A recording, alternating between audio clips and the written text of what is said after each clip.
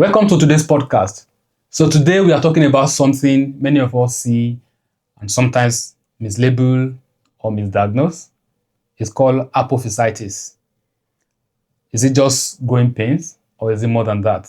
To help us break it down, I'm joined today by Musby, a brilliant musculoskeletal physiotherapist who works closely with young athletes. Welcome, Musby. Thanks, Olawale. I'm very excited to be here. All right. So Musby, let's start simple. What is apophysitis, and how is it different from growing pain? So apophysitis comes from the name apophysis, which means growth plates, and itis means inflammation. So basically, it refers to inflammation at growth plates, or specifically, you can say where tendons are attached to growing bony areas. So unlike growing pains, which is usually vague, non-specific, and usually occurs at night, apophysitis is very specific. It's activity related, and then it can be reproduced with movement or palpation. All right. So it's not just aching at night. It's activity related and movement dependent. Yes, exactly. So it's activity related, and it's usually common among adolescents. Athletes. Oh, okay. All right. So let's talk age group. When are kids most at risk? So the highest risk is during adolescent growth spurts. So generally, boys around the age of 12 to 16, and girls around the age of 10 to 14. And during this time, younger people experience a significant amount of growth within a short period of time. Okay. And what you see is there's a lot of changes that is happening to their musculoskeletal system where bones grow quite rapidly. Then muscles can catch up and muscles can be tight, and that can create extra pulling around tendons attachment site. Okay. And what we the common group of adolescents that we see with this is those that are highly involved in sport activities because of that repetitive stress around attachment areas. Okay. So with apophysitis, what are the common types we see in clinic? So apophysitis, it happens at the tendon insertion point. Okay. And so because of that, it happens in different areas in the body. So the common types that we see is we have Osgood-Schlatter's disease, we have Sinding-Larsen syndrome, we have Sever's disease, we have ischial apophysitis, and then we have iliac crest apophysitis. These are the common types that we see in clinic. Oh, okay. So regarding the common types that you mentioned, can you just break it down where they usually found in the body? So the Osgood-Schlatter's happens in the knee, at the attachment side of patellar tendon. Okay. Just below the kneecap, just the bony bump below the kneecap. And then you've got Sinding-Larsen syndrome as well, that happens around the knee, which usually causes knee pain. It also happens around where the patellar tendon attached to the inferior pole of patella. We have the Sever's disease that happens at the Achilles tendon insertion point. So it presents as a heel pain. And then we've got the ischial apophysitis, which happens at the hamstrings tendon insertion, the ischial tuberosity. And then we've got the iliac crest apophysitis, which is where the abdominal muscles attach and usually present with pain around that area. Okay. And so I think these are the common types that we see in clinic, yes. Okay. All right. So what are the differential diagnoses or red flags we should watch out for? Apophysitis is usually a problem at the tendon insertions, and it's usually has a gradual onset and is highly activity related. Okay. However, in certain cases, when you have like avulsion fractures, sometimes we might see avulsion fractures related to apophysitis. However, it's quite uncommon. But then what you see is a tendon or a ligament pulling away from a bony areas, and sometimes with a small fracture fragment. It's very uncommon, but sometimes it happens in rare cases with patients with apophysitis.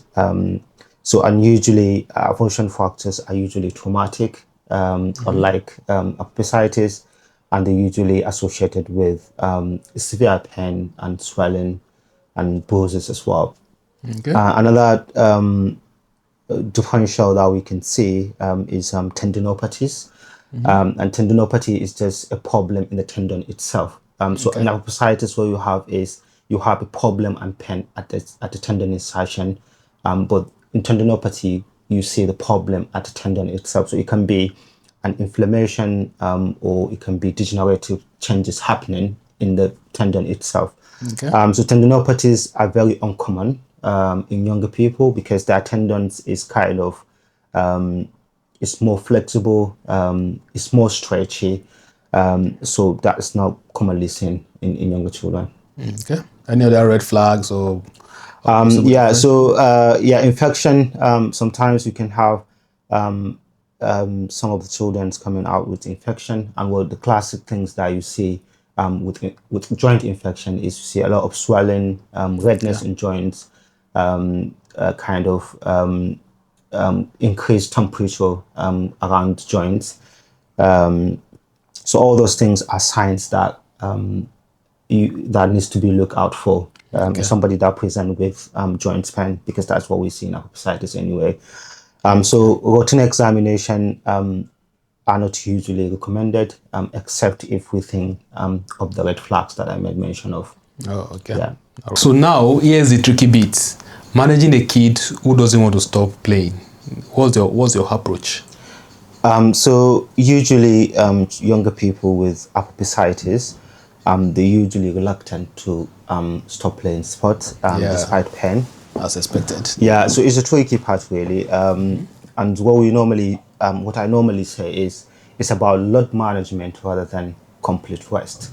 So we use like a traffic light system where we have green, amber, and red activity zones to kind of help modify their activities, so a young person can still keep moving, but then we kind of guide them on how much movement and what movements are going to be within that safe range. So when we look at the green zones activities, we're looking at the activities that doesn't cause pain. For example, they can be low impact activities like swimming, like gentle cycling, or stretching and strengthening exercise that doesn't cause pain. And so we kind of encourage children to do these activities at safe. And the next one is the amber activity zones. And these are activities that can cause mild pain or discomfort. And they are usually short-lived, so they doesn't have that lingering effect. So this kind of activities, we only guide children to try to modify these activities. So it's about thinking of a way to reduce the volume of sports, intensity and volume of sports, or thinking about having rest breaks during sports and things like that. So the last part of activities that we are quite worried about is the red activity zones. And these are activities that cause significant pain and usually have a lasting effect. And this sometimes can cause swelling and it can cause fear of movement. So with these activities, we encourage children to try to avoid these activities temporarily until symptoms improves. Oh, okay. Thank you. Are there any evidence-based protocols or guidelines that help kids recover from apophysitis? Yes. So the treatment involved in apophysitis, number one is flexibility work to offset tightness of muscles around bony areas. Okay. It also involve strengthening exercise as well. So we're dealing with tightness of muscles. So targeting those muscles that are affected. For example, in Osgood-Schlatter's, we're targeting the quadriceps muscles. In Sever's disease, we're targeting the calf muscles. So stretching and strengthening around the affected muscles, depending on what type of apophysitis you're dealing with.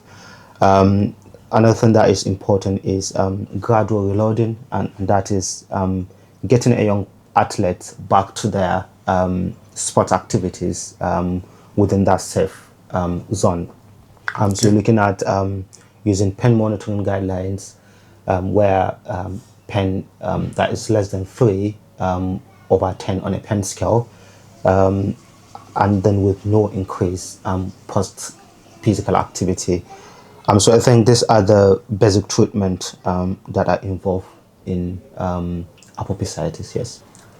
So how about the mental side of things? Because it can really be a big issue for sporty kids. Yeah, so that can have an impact because for many kids, sport is their identity. So if they are being sidelined and they can't involve in their sports activities, that can sometimes cause frustration, anxiety, and in some cases even depression. So I feel a clear rehab plan and then plan to get them back to sports is really critical. Yeah, and do you think that for kids who continue to have psychological issues due to some of these things, do you think it might be necessary to signpost them to proper clinical psychologists? Yeah, exactly right. I think psychological support can be important for some of these kids. Yeah. Yeah. Okay. Any evolving thoughts or research that is changing how you treat apophysitis? Yes. So there is a shift from pure biomechanics to biopsychosocial approach, meaning Yeah, that I think I love that. yeah, absolutely. So moving away from just focusing only on the conventional pain management, stretching exercise and strengthening exercises, to try to recognize other factors that can help with recovery and prevention. So you're looking at well-being, mental well-being, looking at good sleep and nutrition. All those things are really important. That are important in helping the recovery of this group of patients. Yeah. Yeah, I love that part really, the biopsychosocial module that you talked about, because trying to incorporate the bio, which is what the tissue or the cells, Yeah. the information that you can gather from there, Yeah. and integrating it well with the mental state of the individual. Yeah, And exactly. to Yeah. be able to also balance it with the activities they do, Yeah. and put that side by side with their environments. Yeah, So I exactly, think yeah. that will give you a whole lot of information to Yeah. really deal with, Yeah. rather than looking at it from a narrowed Point of perspective. view. Yeah, perspective. Yeah, absolutely. That's right. So that holistic approach is really critical. Okay. Are there any more evolving thoughts or research? Yeah, exactly. So the research have shown that early sport specialization in younger people is now considered as the biggest risk factor Oh, wow. for overuse injuries in children. So if you have a child that's specialized early and focused on one sport activity, so having that subjecting their musculoskeletal system that is still developing under the same repetitive stress over and over and over again, they will have twice as risk of having overuse injuries compared to those children or young people that involve in different sports. So I would say movement diversity or sport diversity in children is highly important, and we need that more, not less. Yeah, you know what I'm just thinking right now. Yeah. Is I'm thinking that the higher your diversity, Yeah. the lower the repetitiveness. Yeah, absolutely. That's exactly Yeah, right, and we need that in younger people. Yeah, that's brilliant. Yeah. So Musby, what's one piece of advice you would like to give a new grad physio who might be seeing apophysitis for the first time? So what I would say is how we explain pain to young people determine how they respond to it. Okay. So I think education is quite critical Okay. to coach the person with this condition, to let them understand that this is a developmental stage. It's not an injury, and usually gets better with support, treatment, and then with growth. So I would say don't focus entirely on rest exercises, conventional treatment, but also trying to involve a young person in the rehab process. Oh, okay, so more like you deciding with them at the same time. Yeah, exactly. Not just deciding for them. Yeah, exactly in right. its entirety. Yeah, exactly right. Wow, thanks very much, Musby. It's been a very brilliant episode. Thanks for coming to share your knowledge and experience with us today. And I believe a lot of clinicians and parents will find this very, very useful. Thank you so much, Olawale, for having me. It's really exciting. Thank you very much. And to everyone listening, if you find this episode useful, remember to share it with a clinician, a parent, or a coach. And don't forget to subscribe. Until next time, take care and continue to move.